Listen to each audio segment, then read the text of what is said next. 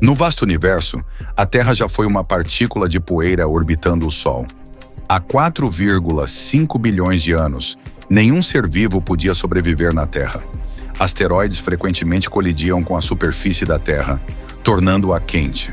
Os materiais mais pesados na superfície derretiam e afundavam, enquanto os mais leves subiam. Além disso, alguns elementos evaporaram, criando a crosta terrestre em camadas e o campo magnético. Planetas primitivos colidiam constantemente com a Terra, o que pode ter sido a base para reações químicas que formaram a atmosfera e os oceanos da Terra. O clima da Terra tornou-se cada vez mais estável e a temperatura caiu o suficiente para criar continentes. O DNA da vida também se formou nesse período. Há 2,4 bilhões de anos, as cianobactérias se tornaram os primeiros organismos fotossintéticos da Terra. Elas consumiam a energia do Sol, enchendo a Terra de oxigênio. No entanto, na época, a atmosfera da Terra tinha um alto teor de metano, um gás de efeito estufa eficaz em reter calor. Mas o efeito estufa não impediu que a Terra congelasse. Nos próximos 300 milhões de anos, a Terra ficou coberta de gelo e neve, e a vida existia apenas em águas rasas, pois a água podia bloquear a radiação nociva. Há 541 milhões de anos, a terra da Terra começou a se diversificar. Invertebrados começaram a surgir nos oceanos e a vida tornou-se mais variada. Em seguida, veio a era dos peixes. Milhares de espécies de peixes, plantas e fungos começaram a aparecer. Gradualmente, alguns organismos começaram a sair da água e se adaptar à vida terrestre. Eles desenvolveram 4 membros para se mover, tornando-se os primeiros anfíbios. Na época, não havia predadores na Terra e havia muita comida, permitindo que os anfíbios se desenvolvessem rapidamente e dominassem a era, conhecida como o período Permiano. No entanto, há 250 milhões de anos, a Terra sofreu um grande evento, possivelmente um impacto de meteoro ou asteroide, ou movimentos naturais da Terra, que causaram a extinção de 95% das espécies. O clima tornou-se mais quente e seco, e as florestas tropicais desencadearam uma nova era dominada por répteis, como o Tiranossauro Rex.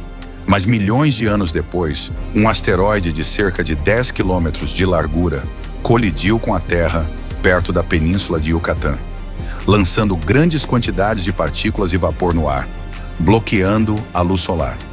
Isso impediu mais de 75% da fotossíntese, levando à extinção de muitos organismos, incluindo os dinossauros.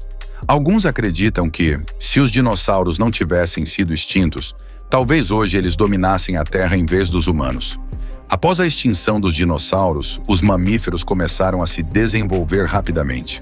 Alguns mamíferos da família dos Mesonychidae entraram no oceano, evoluindo para baleias. Há 200 mil anos, alguns primatas começaram a viver nas florestas e vivendo nas árvores para evitar os perigos das planícies. Há 100 mil anos, a queda acentuada da temperatura reduziu significativamente as florestas na África, transformando-a em vastas savanas. Os humanos foram forçados a deixar as árvores e, para melhor detectar perigos e sobreviver nas savanas, começaram a evoluir para andar apenas sobre as patas traseiras. Há 4 milhões de anos, muitos organismos caminhavam nas savanas tropicais a uma velocidade constante. Eles eram chamados de Australopithecus, também conhecidos como primeiros humanos. Eles viviam em grupos e procuravam qualquer alimento disponível. O primeiro representante da nossa espécie foi o Homo habilis, o primeiro a fabricar ferramentas de pedra para cortar carne, se defender de predadores e caçar animais. O Homo habilis já começava a se armar.